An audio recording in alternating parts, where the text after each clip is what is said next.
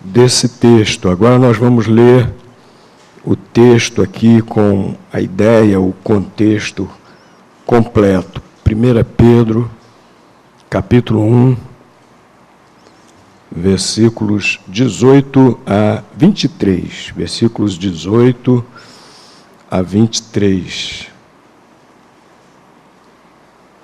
Perdão, versículo 14, desculpem.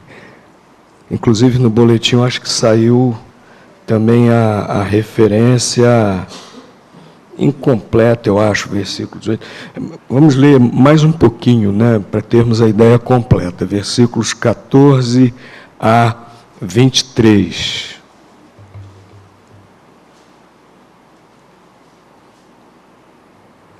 Primeira Pedro, capítulo 1, versículos 14 a 23.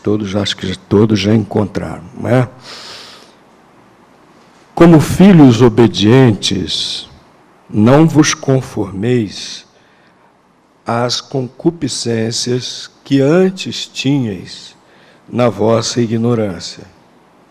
Mas, como é santo aquele que vos chamou, sede vós também santos em todo o vosso procedimento.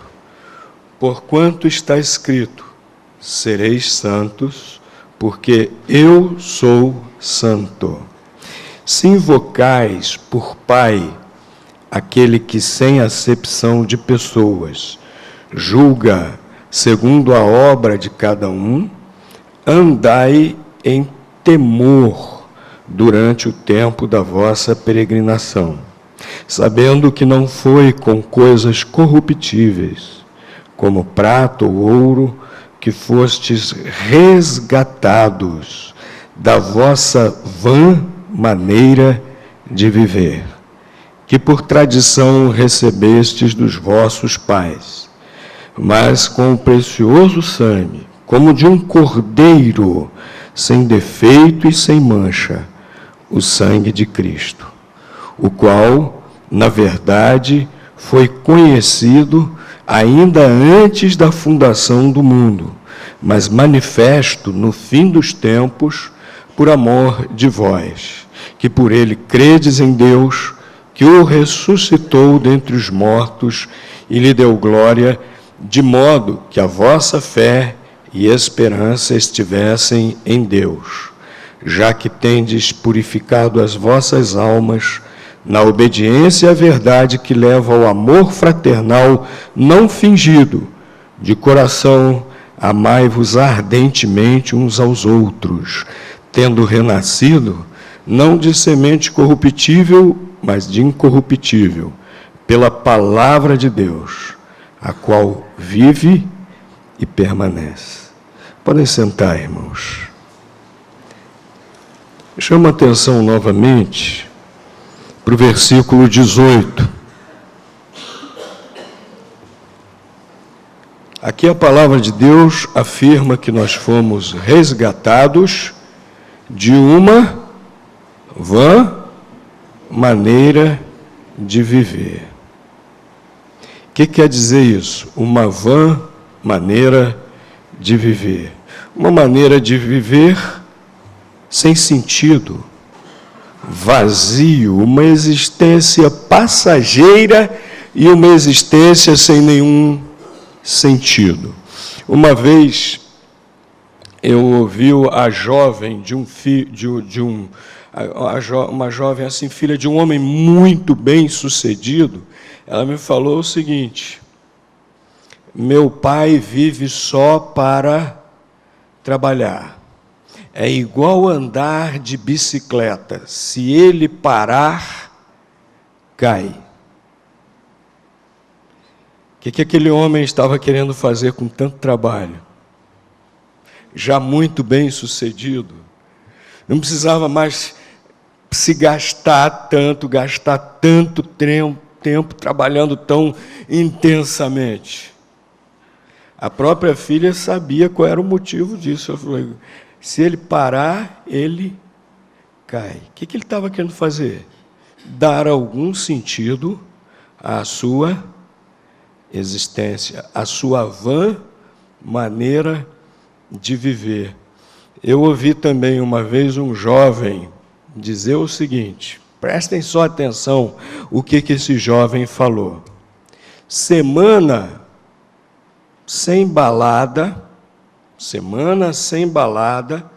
para mim, simplesmente não existiu. Semana sem balada, para mim, simplesmente não existiu. O que aquele jovem estava procurando fazer também? Dar algum sentido à sua existência por meio desse tipo de diversão. E ele achava que, quando não podia fazer isso, a sua semana simplesmente era uma semana vazia e sem sentido. E tantas pessoas estão por aí procurando tantos motivos para preencher a sua existência. No caso aqui, o apóstolo Pedro, se dirigindo àqueles crentes, ele está dizendo que eles já haviam sido resgatados por Cristo, já haviam sido libertos por Cristo do pecado e dessa vã maneira de viver. No caso, os crentes de origem pagã, a vã maneira de viver, o que era? Um estilo de vida como dos pagãos. Era aquele estilo de vida da idolatria, com muita dissolução, com muita busca pelo saber por parte de alguns que se dedicavam à filosofia, né? Outros se dedicavam só ali a um prazer desenfreado. E no caso dos crentes de origem judaica, qual era a vã maneira de viver? Uma vida de legalismo religioso, mas que não adiantava nada, não trazia perdão para os pecados e nem comunhão com Deus. Mas Jesus Cristo, lá na cruz, nos resgatou. A palavra que está lá no original grego é pagar o preço. Pagar o preço de um escravo. Pagar o preço de um escravo para lhe dar liberdade.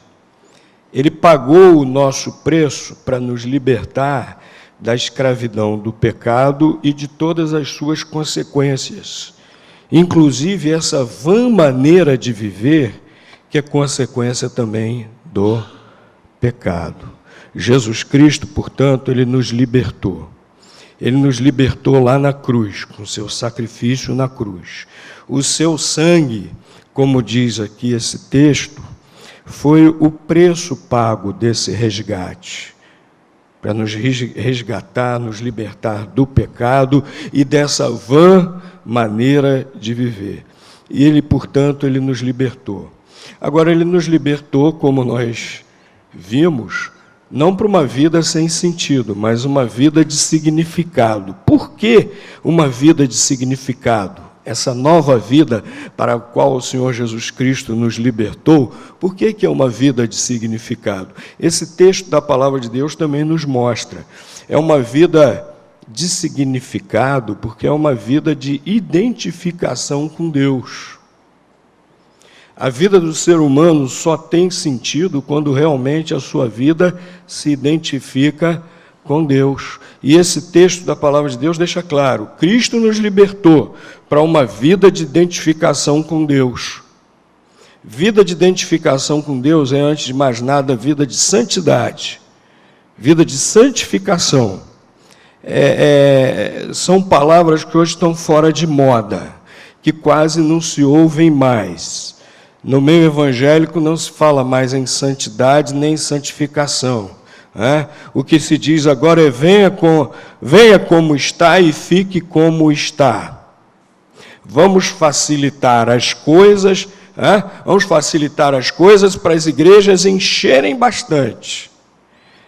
E para isso, vamos dizer para o pessoal aí, venha como você está e fique como está. Não é bem isso que a Bíblia diz, não. Venha como está e deixe Jesus lhe transformar. É necessário uma vida de santificação. Jesus Cristo nos libertou para nos dar uma vida com sentido, com significação. E isso implica nessa vida de se identificar com a santidade de Deus. Olha só o que diz aqui os versículos 15 a 16. Diz assim, ó: aquele que nos chamou, o próprio Deus, é o quê? Ele é santo, ele é perfeitamente santo, totalmente separado do pecado, totalmente separado do pecado. E o versículo 15 está dizendo que nós precisamos ser santos como Ele. Olha, o nosso padrão de santidade é elevado, hein? É a santidade do próprio Deus. Em todo o nosso procedimento, em toda a nossa maneira de viver, nós devemos ser santos. E Pedro cita a base bíblica que está lá no Antigo Testamento. Ele diz: porquanto está escrito, Deus falando, sereis santos, porque eu sou santo. Nós precisamos nos identificar com esse caráter de Deus de santidade. Nós precisamos ter uma vida de constante busca de santidade, de santificação. Nenhum de nós pode se dar por satisfeito com aquilo que já é, com aquilo que já alcançou, porque o nosso padrão é a santidade do próprio Deus. E nós devemos fazer isso, meus irmãos, por temor a Deus. Temor a Deus é outra coisa que quase não se fala mais, ninguém quase fala mais, mas a Bíblia diz que nós precisamos buscar a santificação por temor a Deus. Versículo 17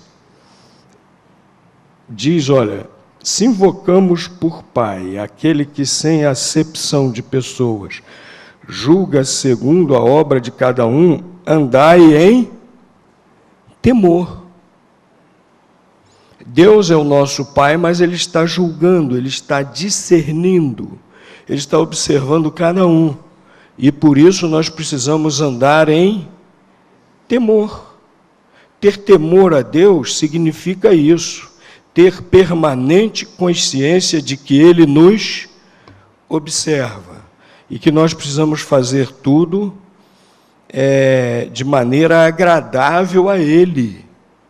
Não de maneira agradável aos homens, não em conformidade com os frouxos padrões da sociedade. Não. Nós nadamos contra a correnteza. E nós precisamos ter essa consciência o tempo todo, sabendo que Ele nos observa. Esse temor a Deus deve nos levar a essa vida de identificação com esse caráter santo de Deus. E, olha, meus irmãos, quem é que vai nos santificar? O Espírito Santo de Deus usa a palavra de Deus, junto com o temor a Deus. O Espírito Santo de Deus usa a sua palavra para ir nos santificando cada vez mais, para ir cada vez mais nos separando do pecado. Vejam aqui o início do versículo 22. Diz assim: já que tendes purificado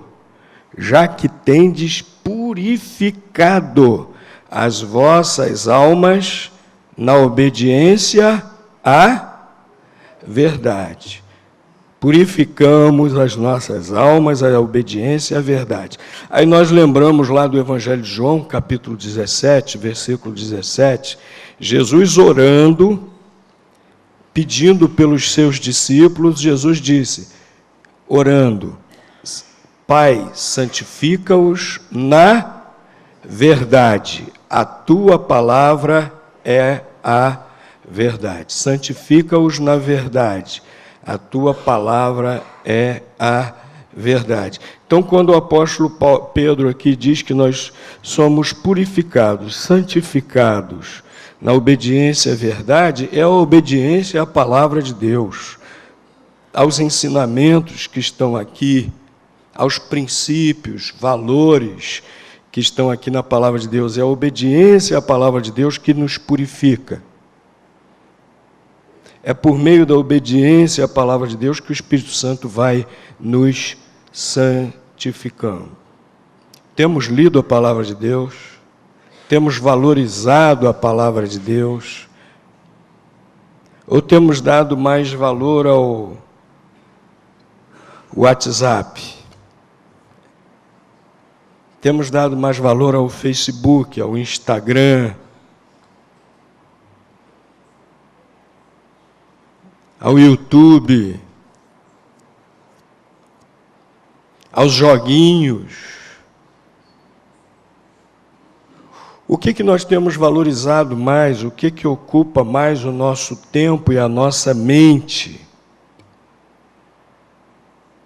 Temos realmente lido a palavra de Deus? Temos realmente nos alimentado da palavra de Deus para que o Espírito Santo de Deus realmente, por meio dela, possa nos santificar, possa nos moldar, possa nos deixar parecido com o nosso Pai, com o seu caráter? Para que Ele nos santifique, nós precisamos ter o temor a Deus e precisamos estar nos alimentando da sua palavra. O Senhor Jesus, Ele nos libertou para isso, para nos identificar com o caráter de Deus. É isso que dá significado à nossa vida. Caráter de Deus de santidade. Mas o caráter de Deus também é amor. Primeiro, inclusive, lá na primeira epístola de João, não diz que Deus ama, diz que Deus é amor. E o apóstolo Pedro, aqui no versículo 22, em continuação, ele diz que essa obediência à verdade nos leva ao amor fraternal. Olha, meus irmãos, esse negócio de crente que acha que ama, mas que não precisa santificar, olha que importante ressaltarmos isso que está aqui no versículo 22, que a purificação de nossas almas é que leva a quê? Ao amor fraternal. O verdadeiro amor depende de uma vida de santidade. O caráter de Deus, meus irmãos, é completo, é inseparável em suas virtudes, em suas características. E quando nós nos identificamos com Deus, também é assim. Vem vamos dizer assim, o pacote completo. Nós nos identificamos com todo o caráter de Deus. Não é somente com uma parte do caráter de Deus, mas é com todo ele. Eu gosto tanto quando se fala em amor. Gosto tanto. É o amor, mas é também a santidade. E só somos capazes de vivermos em amor se vivemos também em santidade. Se nós não vivemos em santidade, como é que o Espírito Santo de Deus vai poder operar em nós e produzir o amor?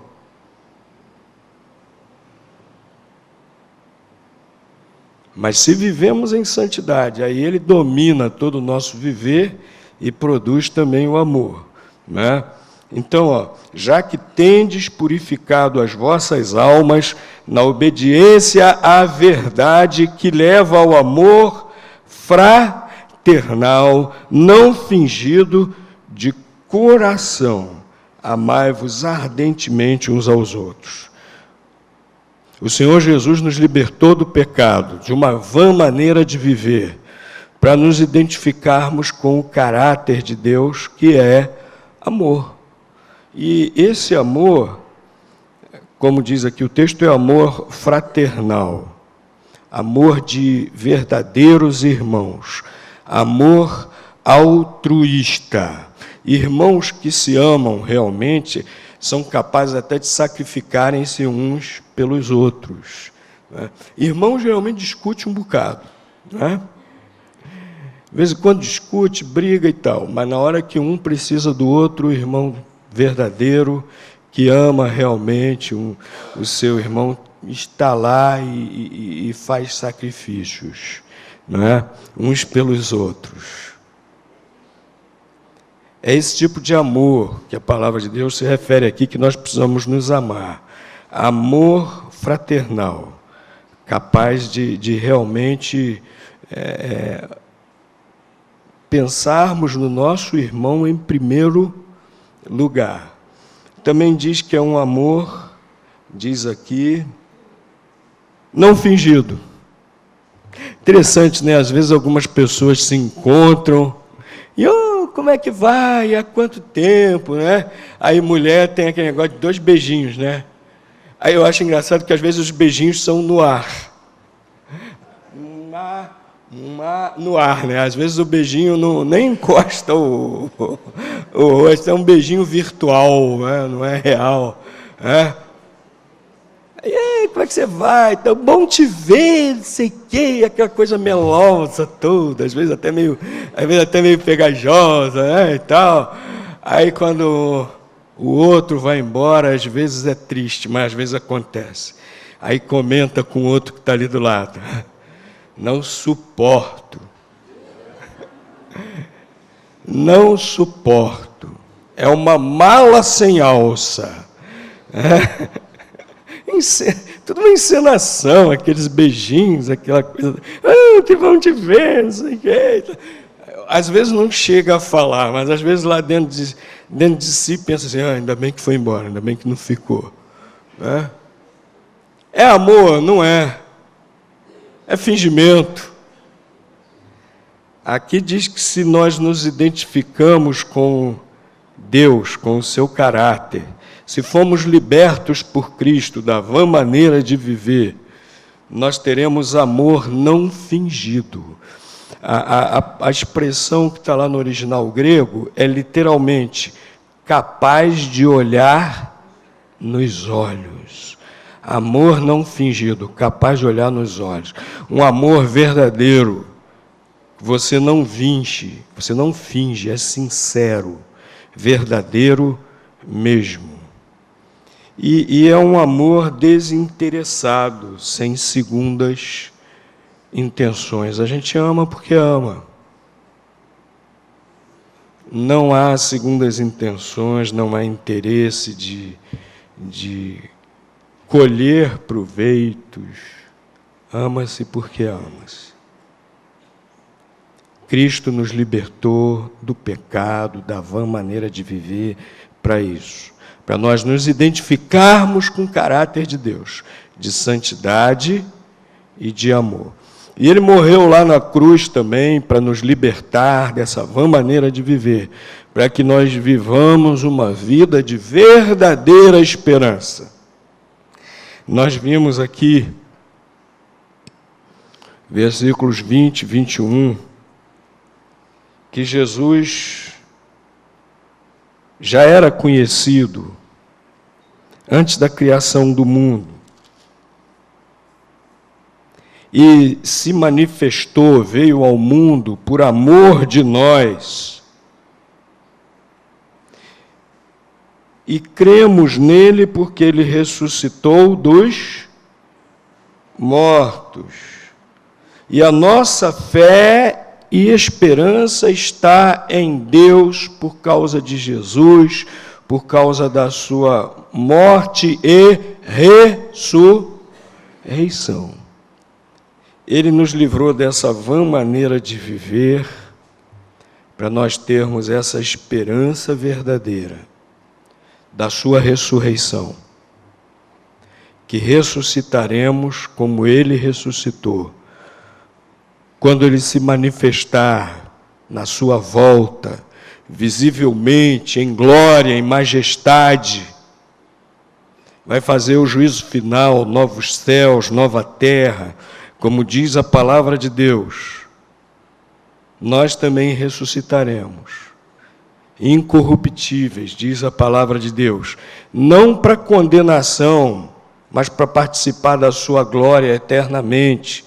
É o que a Bíblia promete para aqueles que creem, para aqueles que se arrependeram de seus pecados, para aqueles que colocam realmente toda a sua fé e esperança em Deus, na sua graça, na sua salvação, por meio de Jesus Cristo.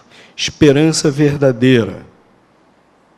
a maior de todas. Muita gente espera em coisas para essa vida aqui. Muita gente espera em coisas passageiras. O que você está buscando? O que você está esperando? Tudo isso passa, tudo isso fica aqui. Mas essa esperança, ao qual o apóstolo Pedro se refere aqui, Jesus Cristo nos libertou lá na cruz para essa esperança eterna, verdadeira. Há um outro texto aqui da palavra de Deus que diz que é imarcessível. O que significa essa palavra? Aquilo que não murcha, aquilo que não envelhece, aquilo que não passa. Esperança verdadeira, que um dia irá se realizar. Você já está pronto para o seu encontro com Deus? A verdade é que a nossa existência aqui, de cada um de nós, um dia terminará. Quando você lembra disso, qual é a sua expectativa? Qual é o seu sentimento? A palavra de Deus, o Senhor Jesus Cristo, lá na cruz, nos libertou da nossa vã maneira de viver no pecado e nos deu essa esperança verdadeira e eterna, da vida eterna com Deus. E é uma alegria muito grande, uma paz indescritível ter essa certeza que Ele nos dá. É o maior tesouro que temos, dado pelo Senhor Jesus Cristo, que comprou lá na cruz para nós isso, com o seu sangue. Enquanto celebramos a ceia do Senhor, nós nos alegramos e agradecemos a Deus por isso. Enquanto celebramos a ceia do Senhor, é momento também para exame pessoal. Apóstolo Paulo diz que esse momento é para cada um se examinar. E se tiver pecado, fazer o quê? Arrependimento diante de Deus, porque ele diz, cada um examine-se, beba do cálice e coma o pão. Então é momento para nós nos examinarmos, para que nós possamos pôr em prática o que vimos aqui na palavra de Deus, aumentarmos realmente essa nossa identificação com o caráter de Deus, com a sua santidade. E é momento de nós nos alegrarmos por essa esperança que temos no Senhor Jesus. E nós convidamos os visitantes que ainda não têm essa certeza, que ainda não têm essa libertação plena do Senhor Jesus, ainda não colocaram toda a sua fé em Jesus Cristo. A palavra de Deus diz que só Ele salva. A palavra de Deus diz que só Ele é o nosso mediador com Deus, Jesus Cristo. Talvez você ainda não tenha colocado toda a sua fé em Jesus, talvez você ainda não tenha se arrependido dos seus pecados. Talvez você ainda esteja naquele orgulho espiritual de dizer, não, mas eu consigo apagar meus pecados. É momento realmente, enquanto celebramos a ceia do Senhor, de você rever tudo isso, se arrepender de seus pecados, crer totalmente em Jesus, entregar a sua vida a Ele incondicionalmente. E aí você poderá depois ser biblicamente batizado, como a Bíblia ensina. E aí você poderá, depois disso, participar da ceia do Senhor junto com todos nós.